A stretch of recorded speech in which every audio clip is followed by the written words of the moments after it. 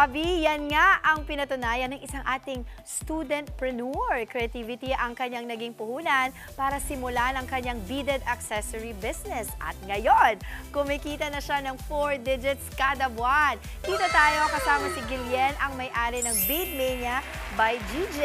Good morning, Gillian. Hello po, good morning. Wow, alam mo, very inspiring. Naalala ko tuloy yung back in the days. Hindi naman masyado matagal na panahon. Ganyan din tayo, di ba? Nag-aaral tayo, tapos nagtatrabaho tayo, nag-iisip tayo ng iba't ibang mapagkakitaan. Pero syempre, ang tanong dito, kailan mo ba sinimulan ang Bead Mania by GJ? Okay, so ini-start ko po yung paggawa ng accessories December 2023. Okay. So that time po, gumagawa pa lang po ako ng bracelets for family lang, for friends. Binibigyan ko yung mga friends ko for free. So, kasi gusto ko lang po talaga sila bigyan. Nag-e-enjoy din po kasi ako sa paggawa. And then, that time din po, ang una ko po talagang pinagbebentahan is yung mami ko. Kasi po, ang mami ko po ay teacher. So, nag-order po siya sa akin ng bracelets for mga bata sa Christmas party po nila. And then, officially, nag-start po ako magbenta January 2024 na. Okay. And then, doon ko po inopen sa public, sa mga, sa schoolmates ko po, and sa iba na ring lugar. Oo, alam mo, sabi nga ng mga negosyante nakakausap ko, ganun daw talaga yung sekreto nila, na somehow they first start doon sa within the community muna, yun nga yung sa family mo, at saka ito, saka siya nag-e-expand, no, doon sa mga friends, tapos friend ng friend, hanggang naging word of mouth na. Yes, so ngayon ang tanong dito, kasi syempre isa kang estudyante din, ano, magkano yung naging puhunan mo to start this up? So actually po, noong una kasi sobrang gastos ko po talaga sa pagbili ng mga bracelets sa iba. So naisip ko, why not mag-ipon po ako ng sarili kong baon, pambili ko po ng sarili kong beads para ako yung gumawa mismo.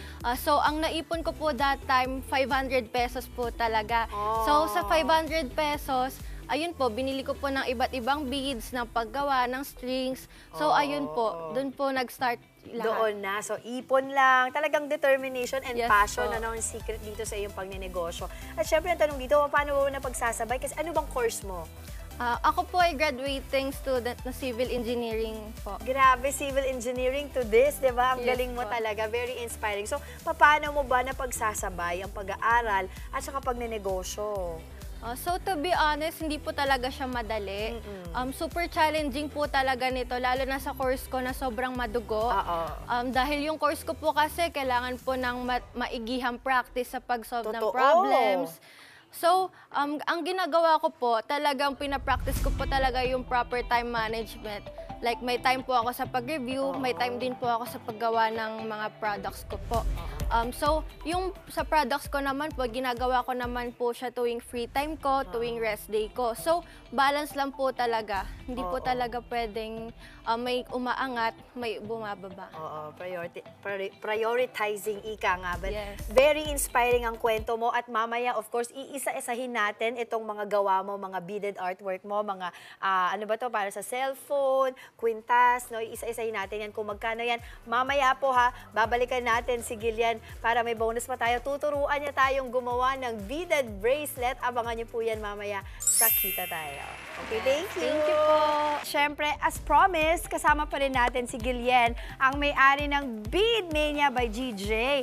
At sa puhunang 500 pesos na banggit niya kanina, ay talagang nakapagsimula na siya ng kanyang beads business, di ba? Yes. So magkano nakikita mo from 500 pesos?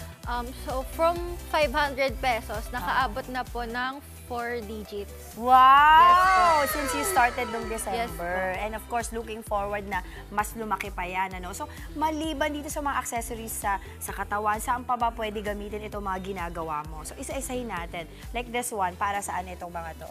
So ito po is ribbon keychain. Pwede po siya sa bag, pwede rin po sa tumbler, or pwede rin sa wallet. Okay. So, try Ito, po kunyari, natin. try mo siya dito sa tumbler. Ito, meron na nga itong tumbler. Actually, nakikita ko nga, uso ngayon, yung tumbler mo, dadamitan mo siya. Yes Tapos, po. ina-accessorize mo din siya. Yes so, po. parang dito mo rin din pwedeng i-express yung ano mo, yung fashion Yung pagiging instinct girly. mo, pagiging girly mo. Okay, so, paano mo yan pag dito sa, sa flask mo na So, ilagay? wait, try po natin yung white. Okay. So, depende yan sa iyong uniqueness or Yes. style, di ba? Kung anong Kung anong color ang favorite gusto color mo. po. Okay, yung others kasi would buy talaga as really simple flask, tsaka nila pupunta o gagamitan naman kung ano-ano mga palamuti. Tsaka, so, ayan. Maganda din po kasi pag may charm yung bottles para hindi po siya magmukhang simple or para yung personality natin. Okay. Ito. Alright. So, ayan. So, makita mo, di ba, ang ganda na ng itsura ng ating mga flask. Plus, of course, madali nang makilala na, uy, akin yan na kasi ganito yung mga ginawa parang ko may dyan. trademark na. May trademark na. Okay, aside from flask, saan pa natin pwedeng gamitin yung mga beads mo? Itong ribbon keychain, pwede siya sa wallet or sa bag. Purse, di ba? Ito. Yung mga kikay, pang kikay talaga to no? Yes, yung mga, pero hindi to nalilimit sa mga millennials or mga Gen Z na katulad mo. Di ba? Kasi may mga kilala din ako na mga may edad na pero kikay pa rin sila. And that's okay. Because that's how they express themselves. Okay. So, paano natin ilalagay naman yan dito? So, pwede po natin siyang isabit dito. Okay. Yan. Ayun. O, diba? So, meron na siya. Meron na siyang, ang tawag dito, Ribbon diba? keychain. Unique na siya. Oo, meron na siyang, palamuti. So, meron naman isa pa para sa cellphone, diba? Meron po tayong phone charm. So, nilalagay po siya sa ilalim ng cellphone. So, ginagawa ko po itong phone charms na matibay para if ever na mabagsak, hindi siya tuluyan na bumagsak sa floor. So, yung mga ginagawa kong phone charms, minimake sure ko na maayos talaga at maganda yung pagkakatali para hindi madisgrasya yung mga cellphone natin. Oo nga naman. Yes. O, ganyan na siya. So, pwede mo na rin siyang gawing parang bracelet. Yes. O, diba, handle ng phone mo para pag halimbawa wala kang ginagawa, nandiyan lang yung phone mo, pwede mong hawakan. Hindi mo siya mami-misplace. O, diba? Saka super fashionable din niya. Of course. So, nakakatatlo na tayo ha. Ano pa? Ito mga to, very interested ako sa mga ganito at saka ito, nakikita ko kasi customized din siya. Pwede siyang lagyan ng mga pangalan. Yes po. Pakita natin. Okay. Ito po, actually, concert bracelets po siya. So, pwede pong kahit sinong name ng idol ilagay. So, ang example po dito is BINI members po kasi. Ayun, yung since mga malapit BINI na rin fans, po yung concert ng BINI, gumagawa na rin po ako for BINI concert bracelets. And nag-glow ba siya sa dark? Di naman. Ay, hindi po. Naman. Pero yung mga pangalan lang ng Yes mga po. BINI members, pwede nilang isuot. So ito, very minimalist naman ang tawag dito. Yes. I would often see Gen Z sa ganito ha, yung very minimalist lang na suot nila ng mga bracelet. Okay. So ito, can you explain this to me? Kasi ito pong mga seed bracelet. Seed bracelet po yung tawag since seed po yung mga beads niya. So, super minimalist lang niya and pwede siyang, pag kunwari gusto mo ng comfortable ka lang, like parang lazy fit, pwede mo siyang isuot. Yes, like parang wala ka sa mood gaano na mag-style masyado, pwede kang mag-seed bracelet. Oo, tapos naiba na yung outfit mo, no? Diba? Actually, iba nakikita ko, pinagsasama-sama nila iba't ibang kulay eh. Diba sa mga ano. Ang tanong dito, how much?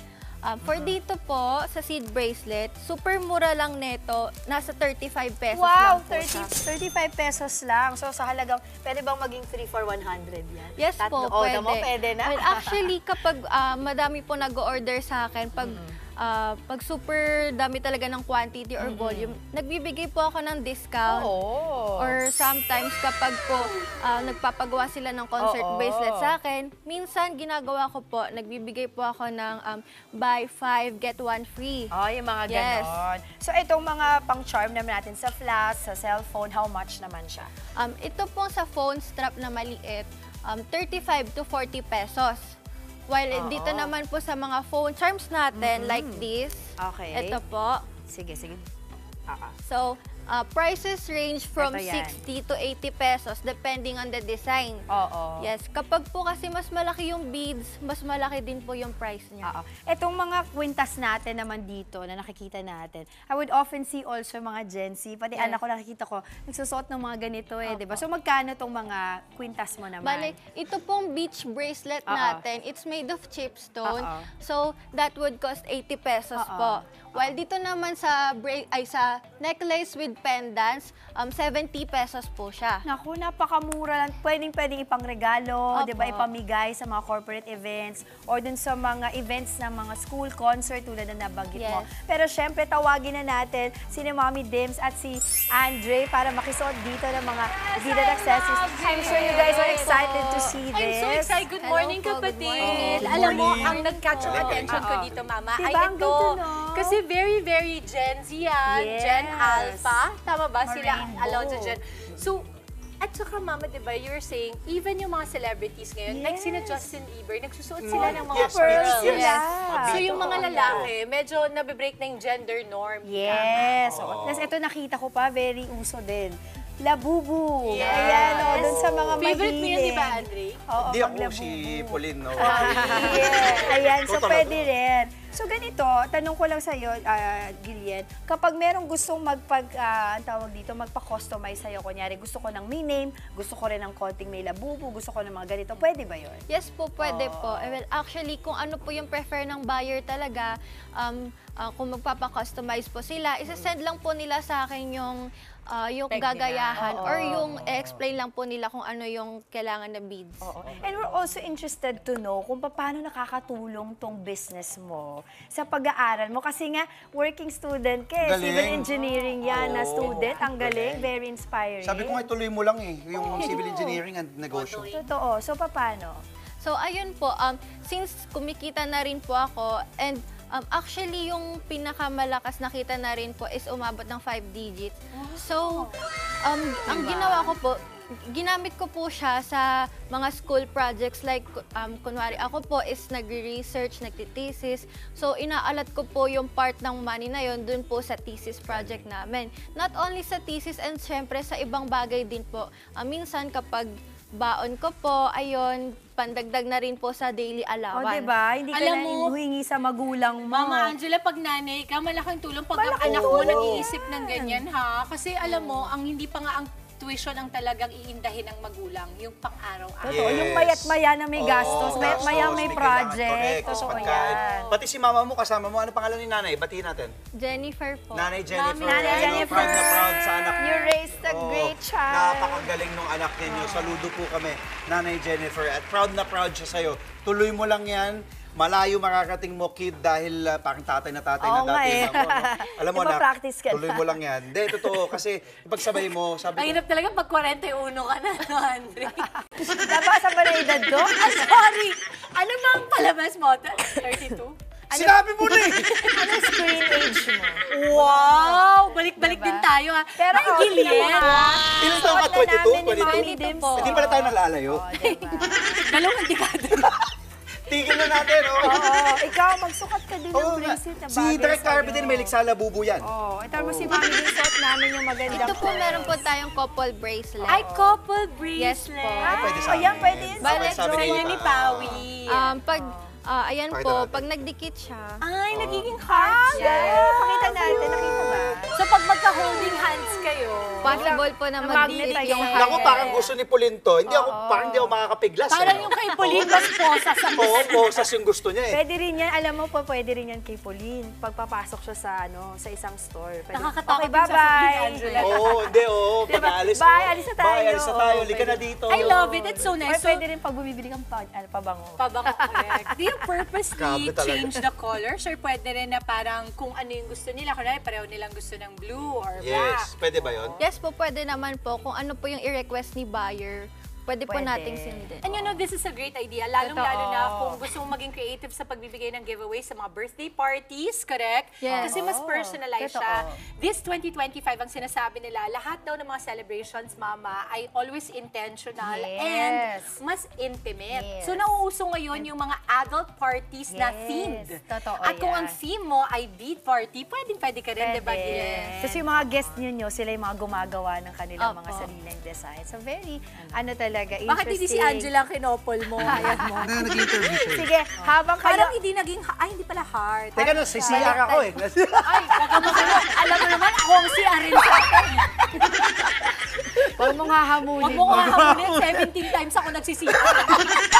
Ganun lang niya. Pero syempre, habang tayo ay busy-busy sa pagtingin ng mga beads na to. Imbitahan mo yung ating mga kapatid sa mga interested na bumili sa'yo. At of course, yung payo mo para sa mga gusto ring magnegosyong katulad mo. Yes, Google yan. Okay, so you can contact me on Beadmania by GJ on Facebook or at Beadmania by GJ on Instagram or on 0916-792-9863. And ang mga payo ko po sa mga gusto mag-business and sa mga small business din is wag po kayo matakot. I-start nyo lang po yan kasi dyan din po ako nagsimula.